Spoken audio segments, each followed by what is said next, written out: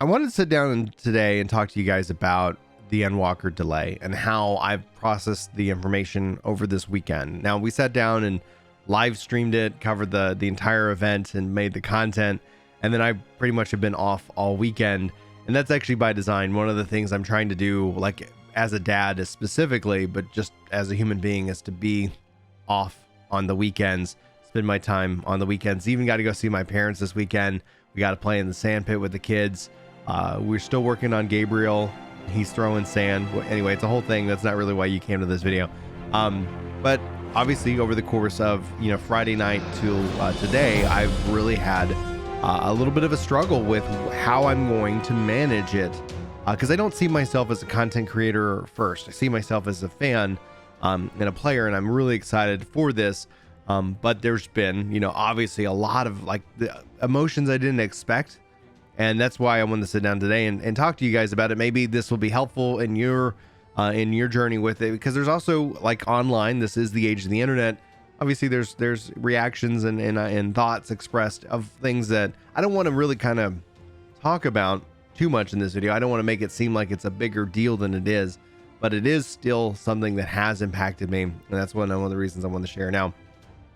I don't like to make these all about just my perspective. That's why I like to ask these questions here on the channel. So I asked you guys, how are you feeling about this? And you guys, honestly, some of the best comments I've seen. If you guys want, maybe I'll dive into y'all's comments more in a deeper level discussion video down the road. But I want to highlight the voting percentage. It looks like almost 5,000 of you at this time have voted. It's saying 86% of you saying it's a bummer, but better to release the game when it's ready. I think overall that is such a true statement about gaming as a whole. Obviously it's going to be a struggle. I took time off work and I really can't change my schedule. Is at 5%. I fall into that, and I'm going to talk about that here in a little bit. Also, basically 7% are going to be able to adjust their schedule. That's awesome. That if you have a job and you're able to make that shift, I think that's really important. And then 2% of you saying it's unacceptable. WoW did this, and then now 14, and it's everybody. I think one of the things that it's easy to sit down and forget about is that everybody's going through these last couple, year and a half, 2 years now ish, the same kind of way. It's impacting us no matter what we want to think about it. And that's not what this is about. This is kind of about more how I am both still excited for Endwalker, but obviously I had to change my plans. Like I said, I fall into the 5% when it comes to work schedule. Now, this about me. I'm an independent software engineer, meaning I have way more flexibility when it comes to my schedule outside of deadlines. So one of the things that was really going to be great about the Thanksgiving week, I've since rescinded. I've been able to take that, I've clawed that time back. So I'm not going to be off that entire week. Because the nice thing about that week though is it's quiet. It's really quiet, meaning more than anything else, it allows me to sit here and take time off, but the work doesn't pile up. And if anybody knows about PTO and time off, sometimes it's that you can take time off work, but work doesn't take time off of you. And so when you get back, it can end up being very stressful, or just to get out of the gate, it can be very stressful because you got to make sure everything is set up so that you can actually not be disturbed during your break. So a lot of it ends up being is that I'm still planning on taking, the Christmas holiday off, and it ends up being very difficult to sit here and stage kind of a big chunk of time off for Endwalker's release, and then also come back to work only to then go back on, Christmas break. And so it's just not going to work. I'm not going to be able to take that much time off. And that's honestly okay. that's life. I don't envy the team. I know they're working hard for us to get this game out, to make it as best as it can be. And I definitely like I said during the live stream, it's better if they make sure that the game is better, as opposed to sit here and say, oh no, it's rushed, or there's a broken quest and you can't continue. So at the end of the day, it should be a better experience for everybody. But there is a group who can't make this change. But a lot of the weekend I spent talking with Julie. I haven't sat down and talked with Chris about our plans and how they shifted, because again, over the holiday for Thanksgiving, it would have been really easy to kick back and relax and play because no one was really going to need me. So now I'm going to try to use that time to make sure that I've got, more of my projects and deadlines ahead of schedule than anything else.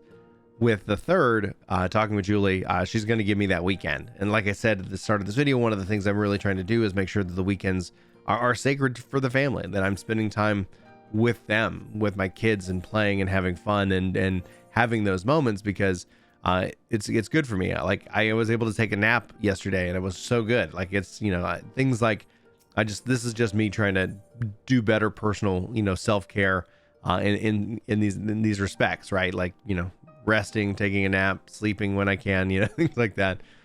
Just because that life gets so busy. I'm very busy, kind of a bit, like I go.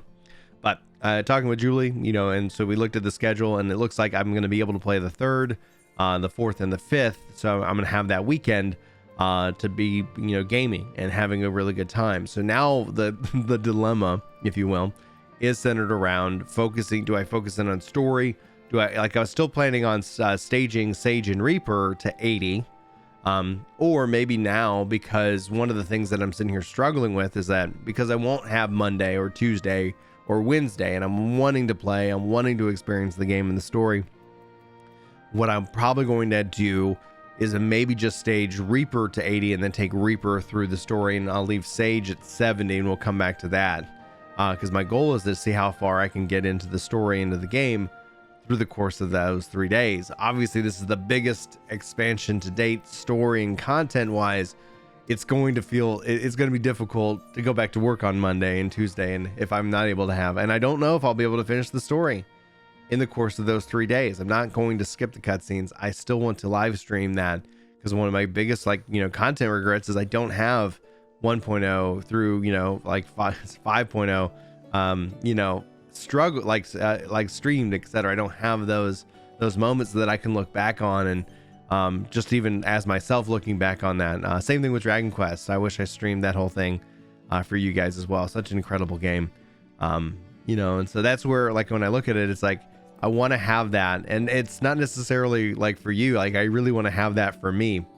So again, not thinking as a content creator, but thinking as a player. But talking with some of y'all, like, obviously if I was late to the story, like there is a benefit in terms of stream, because that gives players the ability to be further ahead than I am, so I'm not spoiling anything for them.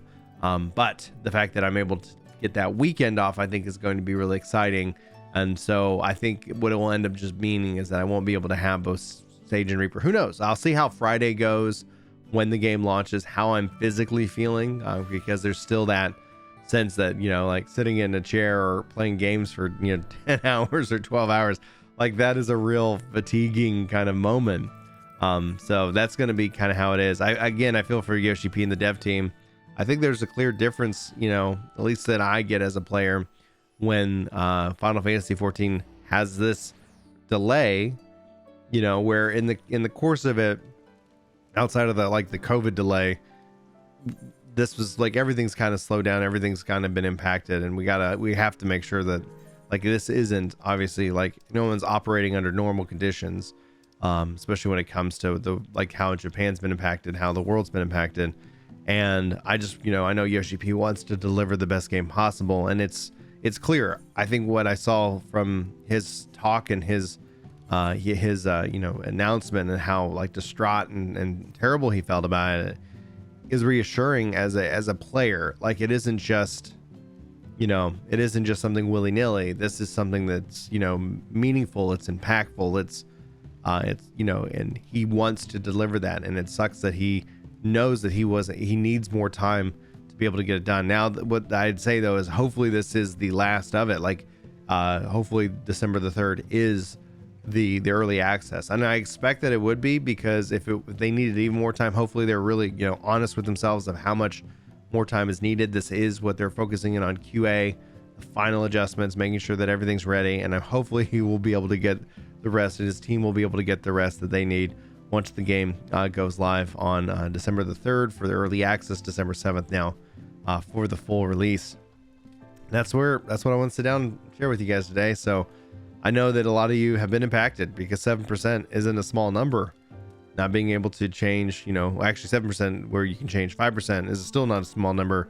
not being able to change and having that impact that aspect. But hopefully you'll be able to, we'll all be able to eke in some time over the course of that weekend. Hopefully we'll be able to be able to just kind of consume and enjoy the content and kind of finish the saga. And yeah, that's what I wanted to share with you guys today. It's a bittersweet because, again, I'm really excited about the expansion. It's bittersweet because I've been really looking forward to that quiet week in November.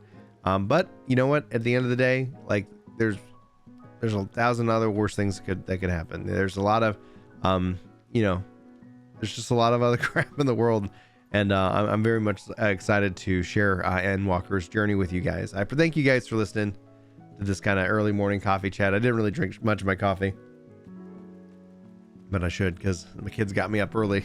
They got me up early on Friday, and they got me up early today. So at least today I went and got a workout in. Anyway, guys, thanks for watching. Thanks for listening. Thanks for being here. You're awesome. I love your faces, and I will see you in my next video. And until then, take care.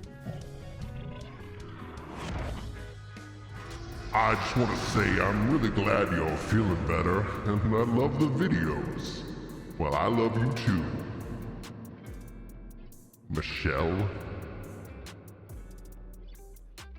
Shoot for the moon, and so even if you fail, you'll reach the stars. Go for the 100K subscribers.